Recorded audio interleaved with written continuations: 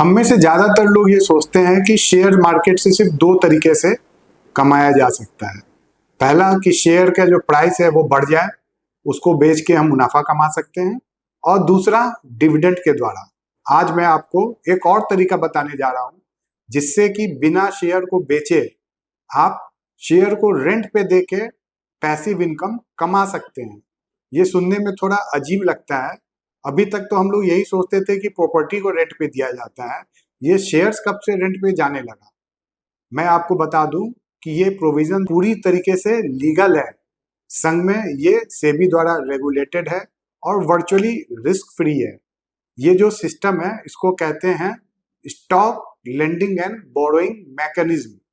तो चलिए थोड़े डिटेल में बात करते हैं कि शेयर्स को हम रेंट पे दे के कैसे एक्स्ट्रा इनकम कमा सकते हैं।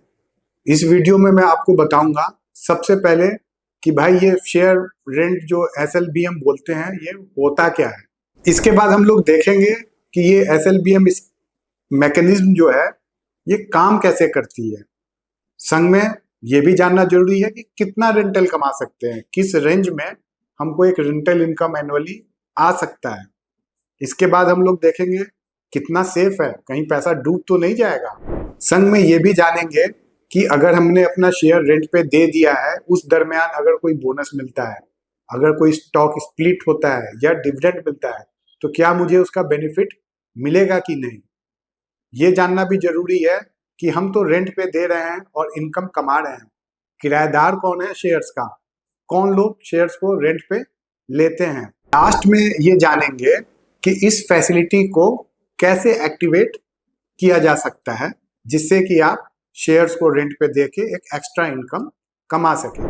तो चलिए शुरू करते हैं अपने पहले क्वेश्चन पे कि ये व्हाट इज दिस SLBM। तो SLBM जो है ना, this is like renting your shares. और ये जो शेयर्स रेंट होता है ये पहले से ही एक प्री डिफाइंड पीरियड के लिए दिया जाता है। नॉर्मली ये 1 महीना 2 महीना ऐसे करके it can be given up to 12 months. और ये जो पूरी एक्टिविटी होती है ये स्टॉक एक्सचेंज का क्लियरिंग कॉर्पोरेशन होता है उसके द्वारा होती है, पूरी तरीके से सेफ होती है। और आप एक फिक्स पीरियड के लिए रेंट पे दे देते हैं, और जो आपको पैसा मिलता है या रेंटल मिलता है उसको लेंडिंग फीस भी कहा जाता है। और ये जब आप रेंट पे देते हैं उसी समय डिसाइड हो जाता है कि आपकी लेंडिंग फीस कितनी हो। देखिए जिस तरीके से आप फ्लैट कोई प्रॉपर्टी रेंट पे अगर देते हैं तो ओनरशिप तो आपके संग ही रहती है, वो तो नहीं ट्रांसफर होती है। सिमिलरली अगर आप अपने शेयर्स को भी रेंट पे देते हैं ना, यू रिमेन द ओनर। अब हमें जानना है कि भाई रेंट पे तो दे रहे हैं शेयर, कितना अर्न कर सकते हैं। अगर हम आपको एक फिगर्स के तौर पे बात करें तो ये वेरी करता है 1-2% से लेके it can go very high up to 20% also per annum. But ये 20% जो है ना बहुत रेयर सर्कमस्टांसेस में होता है। जनरली आप सोच सकते हैं कि 2-3% से लेके 6-7%, 8% तक नॉर्मल रेंज एक आप सोच सकते हैं पर एनम अपने शेयर से आप अर्न कर सकते हैं। इसका मतलब ये है कि जो सेविंग बैंक में इंटरेस्ट मिलता है ना उससे तो शायद ज्यादा है, और कई बार ये FD के इंटरेस्ट रेट को भी छू सकता है, उससे ज्यादा हो सकता है, बट नॉर्मल उसका रेंज यही रहता है। और अगर हम सेफ्टी की बात करें तो ऐसा नहीं है कि आप किसी अननोन को रेंट पे दे रहे हैं। जो एक्चुअल बोरोवर है और आप जो दे रहे हैं इनके बीच में स्टॉक एक्सचेंज का क्लियरिंग कॉर्पोरेशन होता है, वो इसकी पूरी जिम्मेवारी लेता है। वो आपका शेयर कभी डूबेगा नहीं, ये एकदम मान के चलिए। Virtually it is risk free. अगर बोरोवर डिफॉल्ट भी करेगा तो भी आपका जो उसका जो ऑब्लिगेशन है उसका क्लियरिंग कॉर्पोरेशन पहले से ही हिसाब करके रखता है, एंड आपको कोई प्रॉब्लम नहीं आने वाली है। तो ये पूरी तरीके से लीगल है, सेफ्टी का कोई ऐसा इश्यू इसमें नहीं है। संघ में ये भी जान लीजिए कि इस दरमियान मान लीजिए आपने 6 महीने 3 महीने के लिए दे दिया कोई शेयर, उस बीच में डिविडेंड डिक्लेयर हो गया, कुछ बोनस डिक्लेयर हो गया या कुछ स्प्लिट वगैरह डिक्लेयर हो गया, तो भी परेशान होने की जरूरत नहीं है।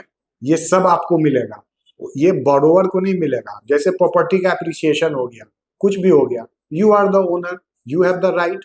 वैसे ही डिविडेंड वगैरह सभी चीज का राइट आपका है और वो आपको ही मिलेगा। उसके लिए जरा भी परेशान होने की जरूरत नहीं है। इसको एक और एंगल से सोचते हैं कि यार कौन लोग इसको बोरो करते होंगे, किराएदार कौन होते होंगे, ये शेयर को रेंट पे लेते कौन होंगे। तो देखिए बहुत तरह के ट्रेडर्स होते हैं, ज्यादातर वैसे लोग इसको लेते हैं जो शॉर्ट सेलिंग करते हैं, सेटलमेंट का टाइम रहता है, या कुछ लोग आर्बिट्रेज को प्ले करते हैं, उन लोगों को जरूरत पड़ जाती है। तो मार्केट के सिचुएशन पे डिपेंड करता है, और यही आपके बोरोवर होते हैं। अच्छा, एक और जरूरी बात मेरे दिमाग में आ रही है। फर्ज कीजिए आपने शेयर्स दे दिया रेंट के लिए 6 महीने पे, और आप ही को जरूरत पड़ गई, आपको लगा कि यार इसको तो सेल करते हैं, रेट बहुत बढ़ गया है, तो क्या फंस गए? एकदम नहीं।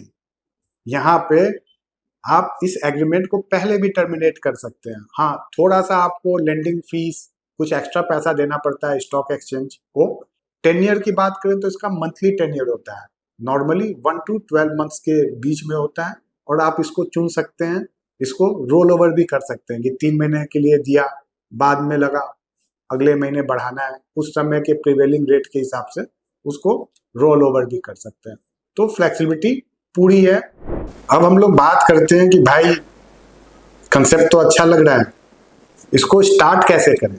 आपको ये एक्टिवेट करने के लिए अपने ब्रोकर्स के कस्टमर केयर पे बात करेंगे, तो वो आपके डीमैट अकाउंट में, अगर ये सर्विस शुरू से एक्टिवेटेड नहीं है तो वो उसको एक्टिवेट कर सकते हैं। देखिए आज के टाइम में हम सभी लोग कोशिश करते हैं कि कुछ एक्स्ट्रा इनकम का सोर्स हो जाए, कुछ पैसिव इनकम हो जाए, हार्ड अर्न मनी है, तो शेयर्स को आइडियल अपने डीमैट अकाउंट में आप रखे हुए हैं, उससे कुछ फायदा नहीं है। बेहतर है अगर अपॉर्चुनिटी मिल रही है तो उसका इस्तेमाल करें। अगर साल का 5-6% भी मिल रहा है तो ये तो एक्स्ट्रा ही मिल रहा है ना, तो ये बहुत अच्छी चीज है। इसके द्वारा हम एक्स्ट्रा इनकम अर्न कर सकते हैं। अगर आपको इस टॉपिक से रिलेटेड कुछ कंफ्यूजन है, कुछ और जानने की इच्छा है, आप मुझे कमेंट करके बताएं और मैं आपको पर्सनली उस पर रिस्पॉन्ड करूंगा। अगर आपको ये टॉपिक अच्छा लगा और आप चाहते हैं कि इस तरह के और टॉपिक्स आपके पास आते रहें, तो आप इस चैनल को सब्सक्राइब कर सकते हैं, और अगर आपको अच्छा लगा तो एक लाइक कर लीजिए। तो चलिए, थैंक यू, मिलते हैं अगले वीडियो में। धन्यवाद।